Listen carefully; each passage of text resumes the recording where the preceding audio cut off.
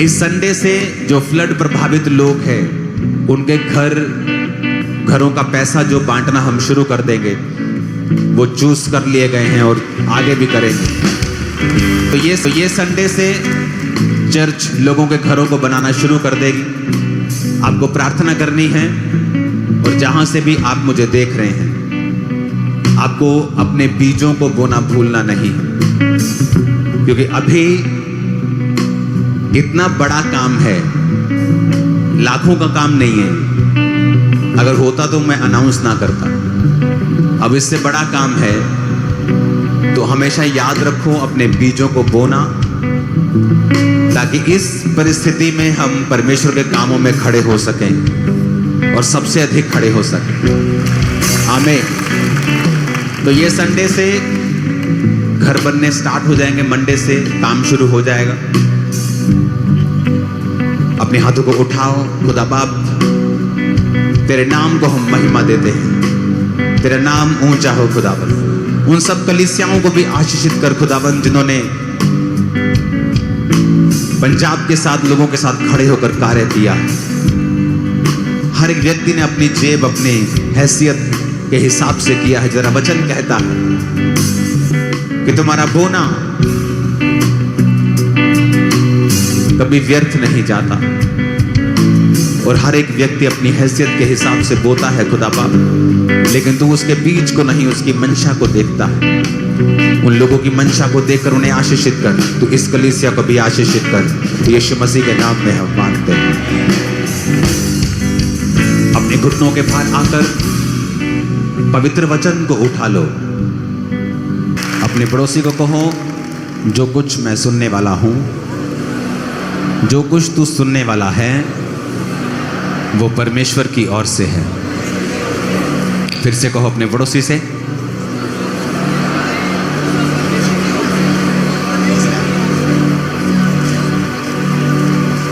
आमीन। रोमियो 10 उसकी 9 और 10 आयत को हम पढ़ेंगे। मेरी स्क्रीन पे हम उससे पहले ईसवर्ड में पढ़ेंगे, उसके बाद हम एम्प्लीफाइड में पढ़ेंगे। मैं चाहता हूं कि हम 2 वर्सेस, एक नए नियम से एक पुराने नियम से पढ़ें, और आपको बहुत ध्यान से, चाहे आप वॉलंटियर हैं, टीम हैं, बिलीवर हैं, आपको बड़े ध्यान से सुनना है जो मैं आज कह रहा हूं। क्योंकि अगर आप इसे नहीं सुनेंगे और नहीं समझेंगे, आप कंप्लेन करते रहेंगे परमेश्वर को। You will keep complaining continuously. आप लगातार प्रभु से ही करते रहेंगे कंप्लेन, और आप नोटिस करेंगे कि आपकी कंप्लेन करने के बावजूद भी आपकी लाइफ में कोई भी सुधार नहीं है, और आप लगातार कंप्लेंट करते जा रहे हैं, लेकिन फिर भी आपकी लाइफ में कुछ भी फर्क नहीं पड़ रहा है। तो ये वचन बड़े ध्यान से समझना है कि ऐसा क्यों है और मैं इसको कैसे चेंज कर सकता हूं, या अगर मुझे अपनी लाइफ को बदलना है तो मैं कैसे बदल सकता हूं। क्योंकि अब जो आपके हाथ में है वो इंपॉर्टेंट है। परमेश्वर ने जो कर दिया है वैसा कोई नहीं कर सकता, लेकिन जो उसने कर दिया है आपको अपनी लाइफ में देखने के लिए, कि अगर उसने कोड़े खा लिए हैं आपकी हीलिंग के लिए, आप अपनी बीमारी के लिए कंप्लेंट करते जा रहे हैं परमेश्वर को, और आप सुधार नहीं देख रहे हो, आप चंगे रहना चाहते हो, आप अच्छे व्यक्ति हो, आप पाप में भी नहीं हो, आप चाहते हो कि आप हील हो जाओ, बट आप हील नहीं हो रहे, और आप कंप्लेंट करते जा रहे हो क्योंकि आपको सुधार नजर नहीं आ रहा है। तो आज का वचन आपको बड़े ध्यान से समझना है कि कहां प्रॉब्लम है। तो एक वचन मैं आपको नया नियम से पढ़ाऊंगा, एक पुराने नियम से। पुराने से इसलिए कि आपको यह समझ आए कि परमेश्वर जो है वो सदा एक सा रहने वाला परमेश्वर है, वो बदलता नहीं है। वो नया नियम में अलग नहीं था या पुराने नियम में अलग नहीं था, वो एक सा ही परमेश्वर है, और उसके रूल्स, उसके वचन, उसका दिल हमेशा एक सा है। जीसस के आने से पहले वो कहता था दांत के बदले दांत, प्राण के बदले प्राण, क्योंकि अगर वो ऐसा ना कहता तो यहूदी कौम बचती नहीं। अगर यहूदी कौम बचती नहीं तो जीसस क्राइस्ट आते नहीं। उसके वंश को बचाने के लिए परमेश्वर ने कहा था दांत के बदले दांत, प्राण के बदले प्राण। इसलिए नहीं कि परमेश्वर बदला चाहता था, इसलिए कि परमेश्वर जीसस क्राइस्ट के वंश को बचा के रखना चाहते थे। और जब यीशु मसीह आ गए तो जीसस ने कहा तुमने सुना है कि दांत के बदले दांत और प्राण के बदले प्राण, लेकिन मैं तुमसे कहता हूं कि अब तुम अपने वैरी से प्रेम करो। और दांत के बदले दांत नहीं, प्राण के बदले प्राण नहीं। लोगों को लगा कि परमेश्वर अब नरम हो गया है, परमेश्वर अब ठंडा हो गया है, परमेश्वर अब और दयालु हो गया है, जबकि ऐसा नहीं है। परमेश्वर पहले से ही दयालु था और पहले से ही प्रेमी था, लेकिन जीसस क्राइस्ट का वंश बचा रहे इसलिए वो लोग राजाओं के साथ लड़ते थे ताकि उनका वंश बचा रहे। इसलिए कि जब यीशु मसीह आए और पूरी दुनिया उसके द्वारा उद्धार पाए, ये योजना शैतान खराब ना कर सके। इसीलिए आज जब कलीसियाओं पर जुल्म होते हैं, विश्वासियों के ऊपर जुल्म होते हैं, वो डंडा तलवारें और बंदूकें लेके लड़ते नहीं हैं, वो प्राण के बदले प्राण नहीं मांगते हैं, क्योंकि अब ये वचन पूरा होता है कि जीसस ने कहा अब तुम्हें ये करने की जरूरत नहीं, क्योंकि मैं आ चुका हूं। जब मैंने आ गया और अब मैं अपनी जान अपने लोगों के लिए दूंगा, अब आपके लिए ये जरूरी नहीं कि आप प्राण के बदले प्राण मांगे, अब मैं आपके लिए प्राण दे दूंगा। अब आपको दुश्मन को ब्लेस करना है, सताने वालों के लिए प्रार्थना करनी है। और अब रोमियो 10 उसकी 9 आयत को पहले हम पढ़ेंगे। उसमें लिखा है यदि तू अपने मुंह से 1 2 3 मैं बोलूंगा, हम सब इकट्ठे पढ़ेंगे। चर्च में ये पढ़ना बड़ा जरूरी है। इसको स्क्रीन के ऊपर सिर्फ आयत को बड़ा कर दो अगर कर सकते हो तो। रोमियो 10 उसकी 9 आयत को पढ़ेंगे ऊंची ऊंची आवाज में। 1 2 3।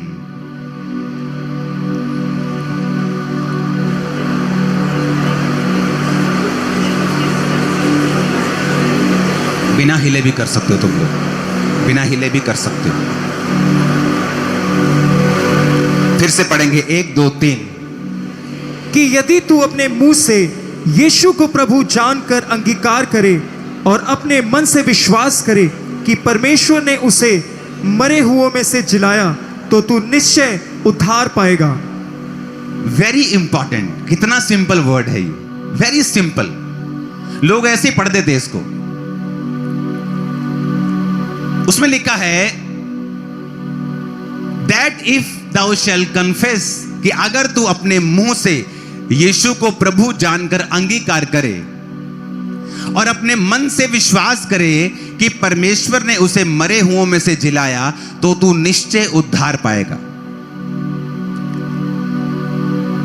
लिखा है thou shall be saved, तू निश्चय उद्धार पाएगा।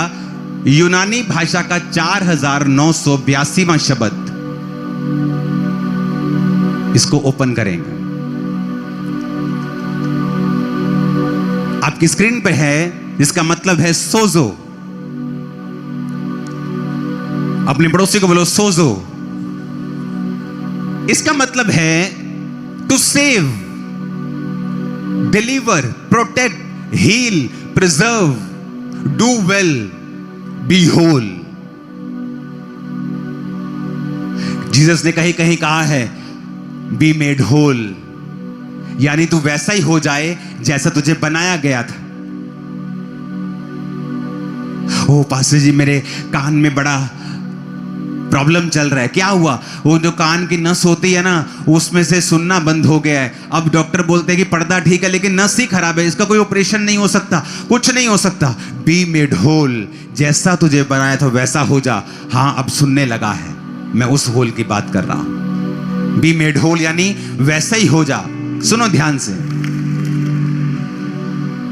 जब हम आधा अधूरा सुसमाचार देते हैं, हम बोलते हैं तू बचाया जाएगा, और पब्लिक को यह लगता है, कलीसिया को लगता है कि वो उद्धार की यानी आत्मिक मुक्ति की बात कर रहा है। वो सिर्फ यहां आत्मिक मुक्ति की बात नहीं कर रहा है। मैं जो बाइबल पढ़ रहा हूं ये ओरिजिनल बाइबल है यूनानी भाषा की, जिसमें ओरिजिनल नया नियम लिखा गया था। लिखा, फिर से पढ़ेंगे 9 आयत को, उसको आधा लगा के रखो, कि अगर तू अपने मुंह से यीशु को प्रभु जानकर अंगीकार करे और मन से विश्वास करके प्रभु ने उसे मरे हुओं में से जिलाया, तो तू निश्चय उद्धार पाएगा। सोजो को लगाना यहां। उद्धार का प्लीज स्लो जूम आउट करो इसे प्लीज, दिमाग कम लगाओ थोड़ा सेटिंग से। सोजो का मतलब है टू सेव, बोलो सेव, डिलीवर, प्रिजर्व, फिर सेव, डू वेल यानी तो अपनी जिंदगी में भला करे, बी मेक होल यानी तो कंप्लीट हो जाए, हील तू चंगा हो जाए, डिलीवर तू छुटकारा पाए। यानी जब परमेश्वर आपसे साल्वेशन की बात कर रहा है, उद्धार की बात कर रहा है, he is not only talking about your spiritual salvation, सिर्फ आपकी आत्मिक मुक्ति की वो बात नहीं कर रहा कि तू बेटा तू उद्धार पाएगा, स्वर्ग चला जाएगा। धरती पे जहां तू नरक काटता हो, धरती पे तुझे श्राप पड़े हो, तू बीमार हो, तू पूरी तरह से चारों तरफ से बीमारियों से, मुसीबतों से, परेशानियों से घिरा हुआ, मुझे कोई लेना देना नहीं है, मैं तुझे स्वर्ग लेके जाना चाहता हूं। अगर हमें यहां कुछ देखने को नहीं मिलता है तो कौन गारंटी देता है कि ऊपर जाके स्वर्ग है? परमेश्वर आपको यहां पर अब भी जीवन देता है, वो आपको अनंत जीवन देता है, वो आपको यहां की बात कर रहा है। वो कह रहा है कि हां मैं तुझे सेव करूंगा, लेकिन तुझे डिलीवर करूंगा, प्रोटेक्ट करूंगा। सोजो का मतलब है इब्रानी भाषा, यूनानी भाषा का शब्द है साल्वेशन, उद्धार। मैं तुझे प्रोटेक्ट करूंगा, मैं तुझे सुरक्षित करूंगा, मैं तुझे डिलीवर करूंगा, मैं तुझे चंगा करूंगा, तू अच्छा करेगा। Do well, you will do well in your business, तुम अपने बिजनेस में अच्छा करोगे, तुम अपने कैरियर में अच्छा करोगे। बी मेक होल, तुम कंप्लीट हो जाओगे, तुम पूरे हो जाओगे। जो अधूरी चीजें हैं तुम्हारी लाइफ में वो खत्म हो जाएंगी।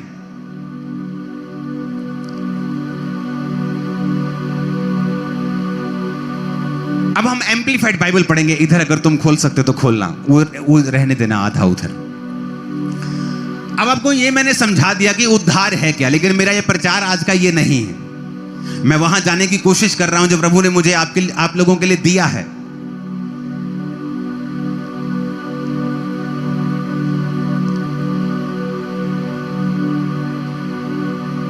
9 आयत को हम पढ़ेंगे फिर से।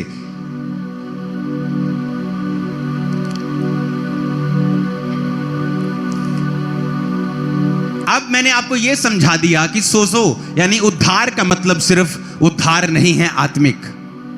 उसका पहला मतलब है टू सेव यानी आत्मिक उद्धार। फिर कहता है डिलीवर छुटकारा, प्रोटेक्ट सुरक्षा, हील चंगियाई, प्रिजर्व सुरक्षित करना, फिर सेव सेल्फ डू वेल अच्छा करना, बी मेक होल कंप्लीट हो जाना। यह है कंप्लीट उद्धार। क्योंकि हमारा परमेश्वर से बातें करने वाला परमेश्वर नहीं है।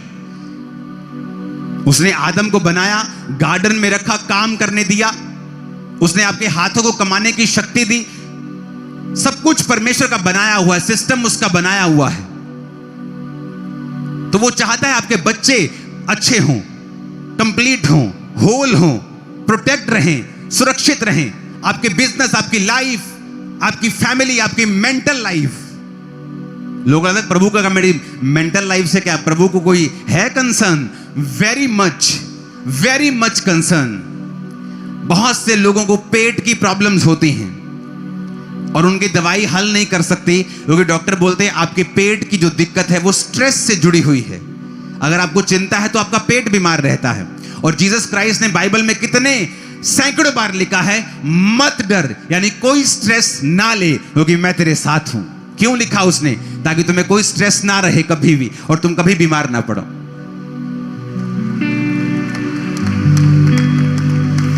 Hallelujah, hallelujah.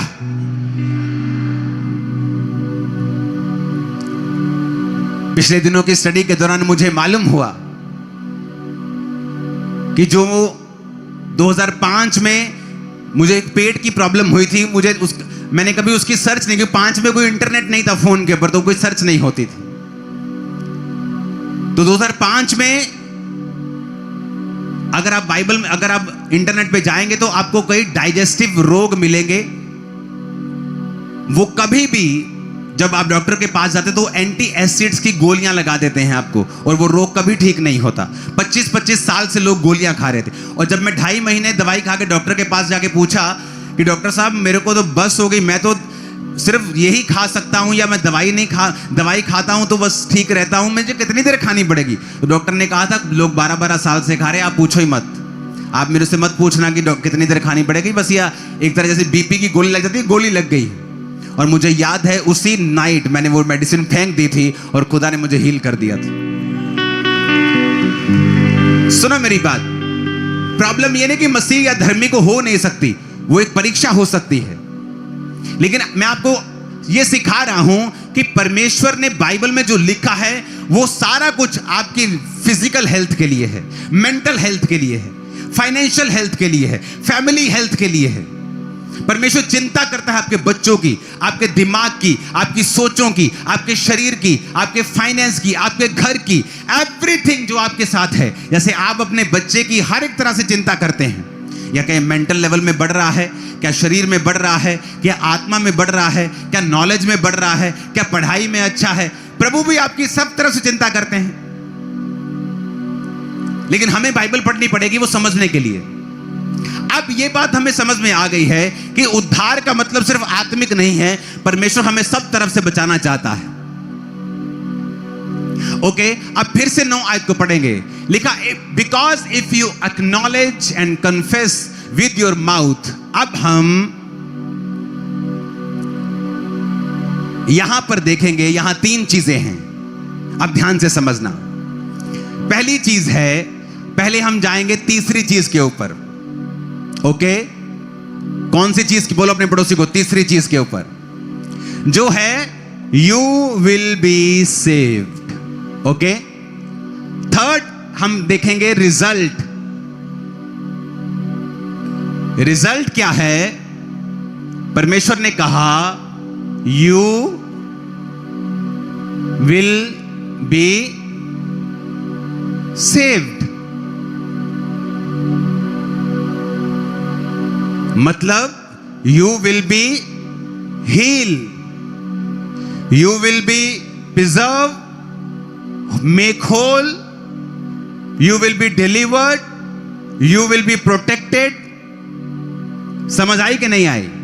क्योंकि ये उद्धार का मतलब है। मैंने ओरिजिनल बाइबल खोल दी आपके सामने।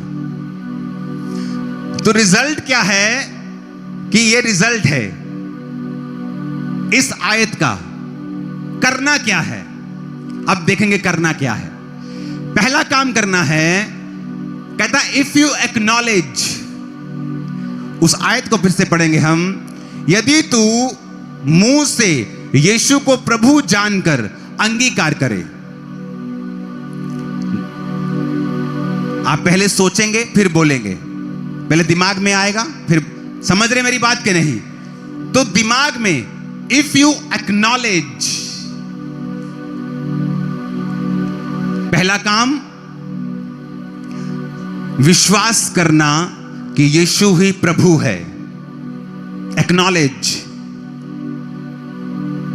दूसरा काम उसने कुछ कहा है, कहता and confess with your mouth.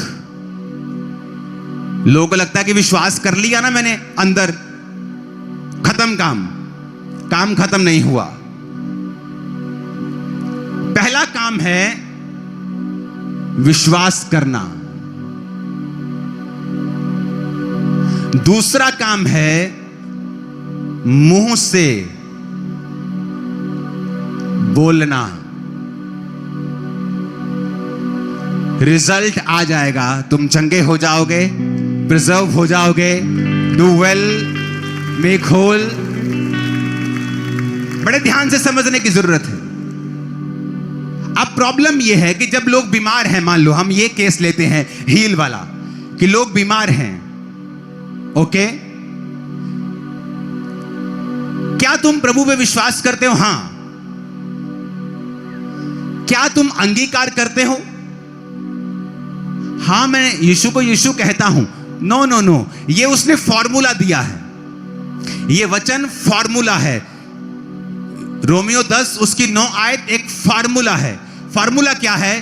कि जो तुम्हें चाहिए उस पर विश्वास करना। अब आगे पढ़ो, ये देखो क्या लिखा है। Confess with your mouth that Jesus is Lord recognizing his power, authority and majesty as God. ये एम्प्लीफाइड बाइबल आपने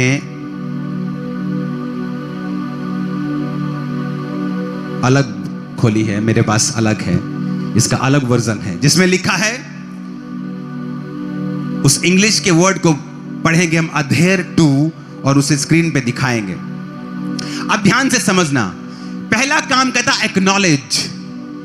अपने पड़ोसी को बोलो, पहला काम है विश्वास करना। अब मैं एक वचन आपके लिए पढ़ूंगा, इब्रानिया 10 उसकी 23 आयत को पढ़ूंगा, स्क्रीन पे देखो। कहता आओ हम अपनी आशा के अंगीकार को दृढ़ता से थामे रहें। कहता आओ हम अपने आशा का अंगीकार, मेरी आशा। एक व्यक्ति बीमार है, वो आशा करता है चंगाई की। कहता आओ चंगाई की उस आशा के अंगीकार को, सिर्फ आशा को नहीं, दिमाग में सिर्फ विश्वास है और तुम चर्च आ रहे हो, कहता ये काम नहीं बनेगा तुम्हारा। कहता आशा के अंगीकार को दृढ़ता से थामना है। अंगीकार कैसे करोगे?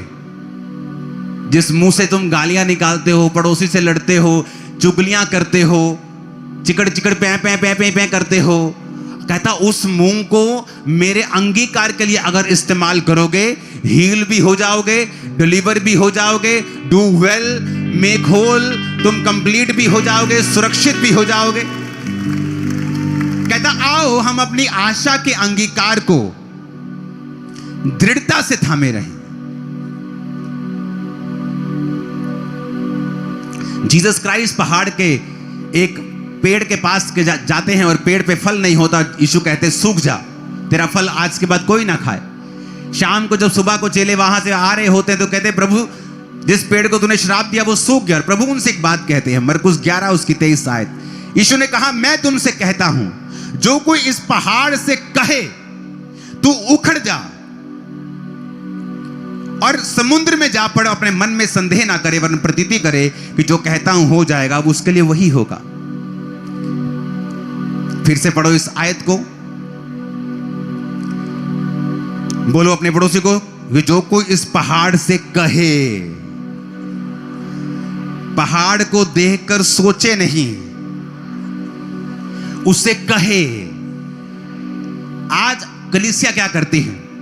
जब बीमारी का पहाड़ उसके सामने आता है, ए डॉक्टर बोलता है ले तेरे को 3rd ग्रेड कैंसर है, तेरे को ले, पहाड़ तेरे मोरे खड़ा कर दिया। अब जीसस ने कहा दो काम तुम कर सकते हो, या तुम जीसस के पास आकर रोओगे, प्रभु मेरे साथ ऐसा कैसे हो सकता है, मैं ऐसे कैसे हो सकता हूं, तुझे दिखता नहीं है क्या, मैं टाइदर हूं, मैं प्रेयरफुल हूं। पर जीसस ने ऐसा करने के लिए नहीं कहा है।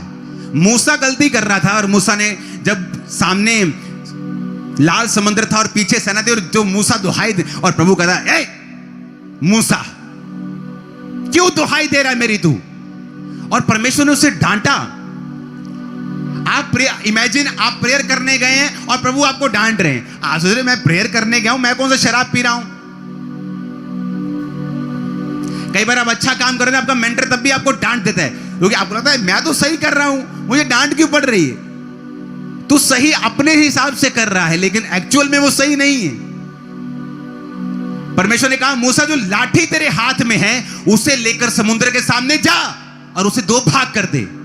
मैंने तुझे पावर दी है, मेरे सामने दुहाई देने का समय नहीं है, एक काम करने का समय है। जीसस ने डायरेक्टली कहा है यहां पर कि speak directly to the problem, not to God. कि जब प्रॉब्लम तेरे सामने आए तो मुझसे नहीं कहना है, प्रॉब्लम से बात करनी है। फिर से पढ़ो, मैं तुमसे सच कहता हूं, जो कोई इस पहाड़ से कहे, किससे? इस पहाड़ से कहे कि उखड़ जा समुद्र में जा लग। इम्पॉसिबल काम है, पर कहता अगर तू विश्वास करेगा तो हो जाएगा। अगर तू मुंह से अंगीकार करेगा तो, अपने पड़ोसी को बोलो, अगर तू मुंह से अंगीकार करेगा तो हो जाएगा, हो जाएगा यीशु मसीह के नाम में।